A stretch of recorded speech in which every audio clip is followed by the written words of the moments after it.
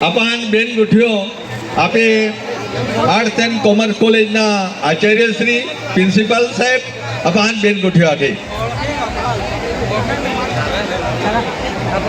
જય આદિવાસી, જય આદિવાસી, જય જોહાર। આજે 9મી ઓગસ્ટ વિશ્વ આદિવાસી દિવસ તરીકે આપણે મનાવી રહ્યા છીએ।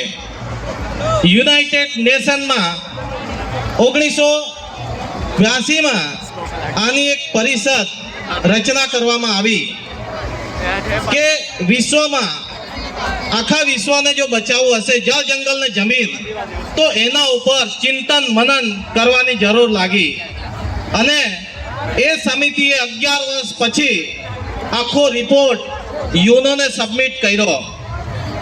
1993માં યુનોએ ધરતી પરિષદ બોલાવી। આ ધરતીને બચાવી હશે તો કઈ સંસ્કૃતિને અપનાવી પડશે? આપણે જાણીએ છીએ તેમ 68 દેશોએ ભાગ લીધો હતો અને આખા વિશ્વમાં આજે ચિંતાનો વિષય હતો જળ જંગલ ને જમીન અને સંસ્કૃતિ બચાવવા માટે એની ચિંતા કરી। આ આદિવાસી સંસ્કૃતિ એક એવી સંસ્કૃતિ છે કે જેને આખું વિશ્વ આજે એવી નજરોથી જોઈ રહ્યું છે કે આ વિશ્વને બચાવવું હશે તો આદિવાસી સંસ્કૃતિને ચોક્કસ અપનાવી પડશે। આપણે આ આદિવાસી વિસ્તારમાં રહીએ છીએ, આપણે દરેક પ્રકૃતિના કોઈ પણ અંગને દેવ માતા તરીકે પૂજીએ છીએ। આપણે જ્યારે ધરતી માતામાં અનાજ રોપીએ છીએ અથવા ઓરીએ છીએ ત્યારે સૌથી પહેલા એની પરમિશન લઈએ છીએ અને ધરતી માતાની પૂજા કરીએ છીએ અને ધરતી માતાને કહીએ છીએ જોહાર કરીને કે હવે હું અનાજનો દાણો તમને સોંપું છું હે ધરતી માતા। અને ત્યાર પછી તમે જુઓ ખળીમાં જ્યાં સુધી અનાજ આવે ત્યાં સુધીની એક વૈજ્ઞાનિક પદ્ધતિ અથવા સાંસ્કૃતિક પદ્ધતિ આપણી દેખાય છે। ખળીમાં જ્યારે અનાજ આવે ત્યારે પણ એને કાપવા પહેલા પણ એને આપણે જોહાર કરીએ છીએ, એને નમન કરીએ છીએ, એની માફી પણ માંગે કે હવે હું કાપું છું અને આ અન્ન આપણે ખળીમાં લાવીએ અને પાલા સુધીની એક આખી પદ્ધતિ છે। અત્યારે નૃત્યમાં પણ તમે જોયું હશે। આ આપણી એક એવી આદિવાસી સંસ્કૃતિ ઉત્તમ છે। આપણે વૃક્ષની બી પૂજા કરીએ, આપણે પક્ષીઓની બી પૂજા કરીએ, ધરતી માતાની સાથે સંકળાયેલા દરેક અંગોની પૂજા કરીએ, એને દરેક અંગને આપણે જીવ તરીકે માનતા આવ્યા છીએ।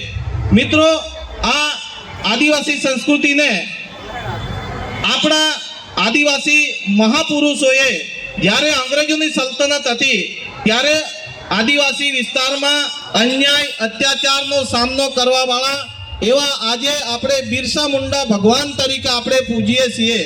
બિરસા મુંડા ભગવાનનું નામ ત્યારે આવે ત્યારે આપણે જાણીએ છીએ કે એક એવા રાંચીની નજીક આદિવાસી પરિવારમાંથી 25 વર્ષની ઉંમરમાં પોતે લડવૈયા તરીકે અંગ્રેજોની સલ્તનત, અંગ્રેજોની બંદૂકની સામે એમની પાસે 400 આદિવાસીઓ તીર કામઠાવાળા હતા અને અંગ્રેજોની સલ્તનતને હંફાવી નાખેલી એવા બિરસા મુંડા જેમને આજે આપણે યાદ કરીએ છીએ કારણ કે એમનું જે જીવન રહ્યું એ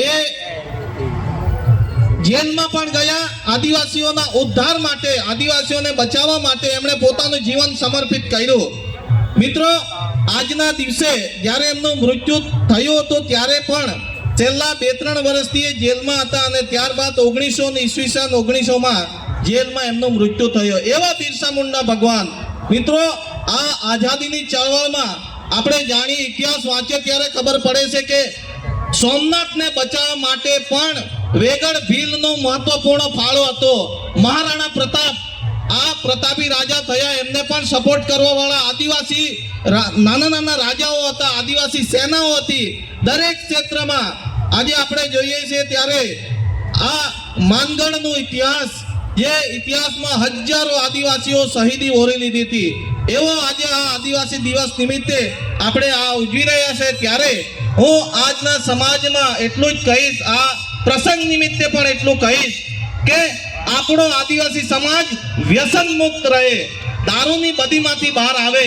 આજે શિક્ષણ ક્ષેત્રે ધીરે ધીરે આપણે આગલું કદમ ભરી રહ્યા છે ત્યારે દીકરીઓ ખૂબ આગળ વધી રહી છે, પણ દીકરાઓ પણ શિક્ષણથી વંચિત ના રહી જાય એની આપણે કાળજી રાખવાની છે। આટલું કહી હું મારા વક્તવ્યને વિરામ આપું છું। જય જોહાર, જય આદિવાસી, જય આદિવાસી.